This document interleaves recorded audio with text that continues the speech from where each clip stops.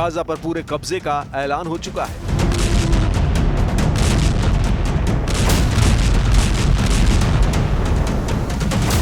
बंधकों की रिहाई होगी या गाजा में भयानक तबाही होगी?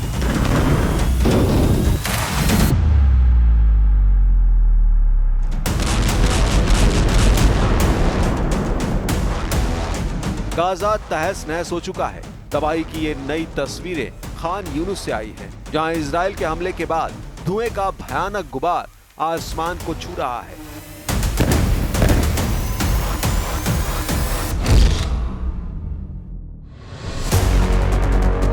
यहां हजारों इमारतें इसी तरह इजराइल के हमलों में जमींदोज हो चुकी हैं।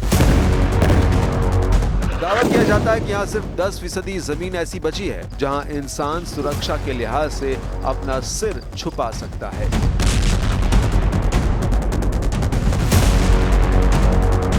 जंग को 21 महीने से ज्यादा का वक्त बीत चुका है, लेकिन अभी भी हो रहे हमले इस बात की तस्दीक कर रहे हैं कि गाजा के लिए संघर्ष कितना लंबा होता जा रहा है।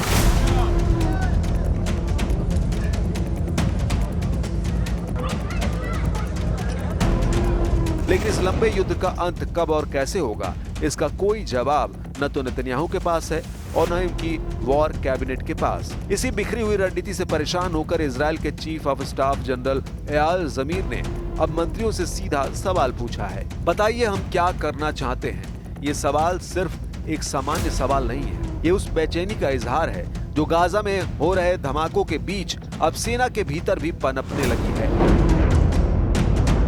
क्योंकि सैन्य कार्रवाई के लिए साफ मकसद का होना बेहद जरूरी है, नहीं तो ये लड़ाई सिर्फ समय और जिंदगियों को छीन रही है। जनरल जमीर की नाराजगी एक संकेत है कि सेना अब राजनीतिक नेतृत्व से साफ निर्देश चाहती है, लेकिन नेतन्याहू अभी भी पुराने भाषणों और एक ही बात को दोहराने में लगे हैं। हम हमास को खत्म कर देंगे, लेकिन कैसे, कब और किन शर्तों पर, इसका कोई ठोस जवाब दूर दूर तक नहीं है।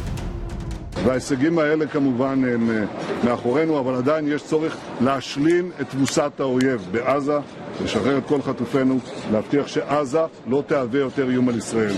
אנחנו לא מוותרים על אף אחת מהמשימות הללו, ואנחנו נעשה את זה יחד באמצעות ההקרבה הגדולה של הלוחמים שלנו והלוחמות שלנו.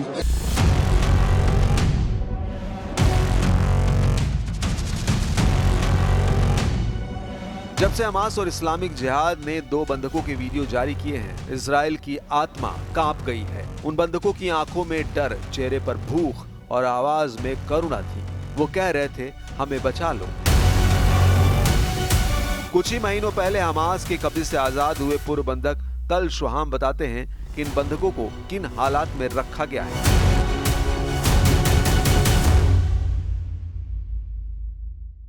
And I could actually see in his eyes that he believed that it's actually will be his grave in the tunnel, in this tomb, in hell, where Guy and Evitar is staying, and all the rest of the hostages.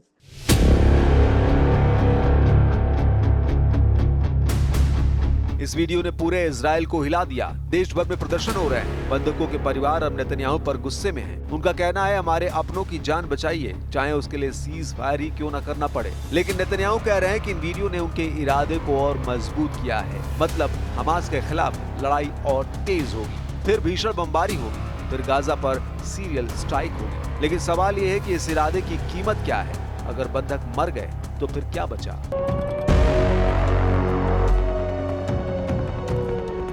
Benjamin Netanyahu इस समय एक बेहद कठिन राजनीतिक और नैतिक संकट में फंसे हुए हैं। गाजा युद्ध अब 2 साल के करीब पहुंच चुका है और हालात ऐसे बन गए हैं कि हर निर्णय उनके लिए जोखिम भरा साबित हो सकता है।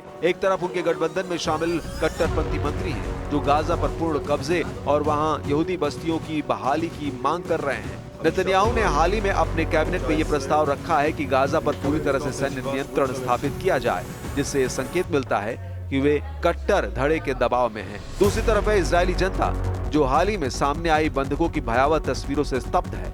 इन तस्वीरों में बंधक बेहद कमजोर और कुपोषित दिख रहे हैं, जिससे जनता का गुस्सा और चिंता दोनों बढ़े हैं। बंधकों के परिवारों और आम नागरिकों की मांग है कि सरकार युद्ध विराम की दिशा में कदम उठाए और बंधकों की सुरक्षित वापसी सुनिश्चित करे। तीसरा दबाव है अंतर्राष्ट्रीय समुदाय का, जो अब इस लंबे युद्ध से थक चुका है। संयुक्त राष्ट्र और कई देशों ने गाजा में भुखमरी और मानवीय संकट को लेकर इजराइल की आलोचना की है। रिपोर्ट के अनुसार गाजा में कुपोषण और भुखमरी से मरने वालों की संख्या लगातार बढ़ रही है। अमेरिका, यूरोपीय संघ और अन्य देशों ने नेतन्याहू से युद्ध विराम और मानवीय सहायता की अनुमति देने की अपील की है। इस त्रिकोणीय दबाव के बीच नेतन्याहू की स्थिति बेहद नाजुक हो गई है।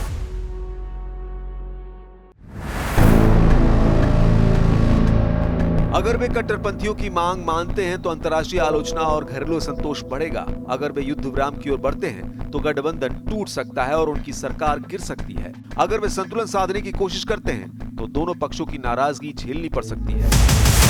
इस समय नेतन्याहू के लिए हर कदम या तो राजनीतिक आत्महत्या साबित हो सकता है या जनता की नाराजगी को और बढ़ा सकता है। उनकी रणनीति अब सिर्फ सैन्य नहीं बल्कि एक जटिल राजनीतिक गणित बन चुकी है, जिसमें उन्हें न केवल अपने पद को बचाना है बल्कि देश की अंतर्राष्ट्रीय छवि और मानवीय जिम्मेदारी को भी संभालना है। गाजा में इजरायली सेना की कार्रवाई अब एक ऐसे मोड़ पर पहुंच गई है जहां हर दिन गोलीबारी, ड्रोन हमले और सुरंगों को ध्वस्त करने जैसे ऑपरेशन तो हो रहे हैं, लेकिन इनके पीछे कोई साफ रणनीति नजर नहीं आती। ऐसा लगता है जैसे हर सुबह एक नया मोर्चा खोल दिया जाता है, लेकिन ये तय नहीं कि इसका अंतिम लक्ष्य क्या है। मई 2025 में ऑपरेशन गिडियन चैरियट के जरिए हमास की पूरी सैन्य और प्रशासनिक संरचना को खत्म करने और बंधकों को छुड़ाने का लक्ष्य तय किया गया था, लेकिन जमीनी हालात बताने लगे हैं कि अब सेना सिर्फ हालात के हिसाब से प्रतिक्रिया दे रही है। गाजा में तैनात कमांडर खुद नहीं समझ पा रहे हैं कि लड़ाई किस मोड़ पर है। सैनिक थकने लगे हैं, जनता बेचैन है और अंतर्राष्ट्रीय दबाव लगातार बढ़ता जा रहा है। लेकिन इन खबरों के बीच टाइम्स ऑफ इजराइल की रिपोर्ट में बहुत बड़ा दावा किया जा रहा है। प्रधानमंत्री बेंजामिन नेतन्याहू ने हाल ही में एक हाई लेवल मीटिंग में अपने सुरक्षा सलाहकारों और सैन्य अधिकारियों से साफ शब्दों में कहा कि गाजा स्ट्रिप पर पूरी तरह कब्जा करने की तैयारी शुरू की जाए। नेतन्याहू का ये रुख इसलिए अहम है क्योंकि इसमें उन्होंने पहली बार खुले तौर पर कहा कि हमास से अब कोई समझौता नहीं होगा। उनका कहना था कि हमने हमास मुक्त गाजा का प्रण लिया है, अब पीछे हटने का सवाल ही नहीं उठता। ये बैठक तब बुलाई गई जब IDF chief of staff Eyal Zamir ने 2 दिन पहले सरकार से स्पष्ट निर्देश मांगे थे। उनका सवाल था, अब अगला कदम क्या हो? आईडीएफ लगातार ऑपरेशन चला रही है, लेकिन जमीनी स्थिति उलझी हुई है। ज़मीर ने इस बात को लेकर चेताया कि अगर सैन्य कार्रवाई यूं ही चलती रही तो अंतर्राष्ट्रीय स्तर पर इजराइल की छवि को गंभीर नुकसान होगा। उनका सीधा संकेत था कि अब मशीनरी युद्ध को बंद कर कोई स्पष्ट राजनीतिक दिशा तय की जानी चाहिए।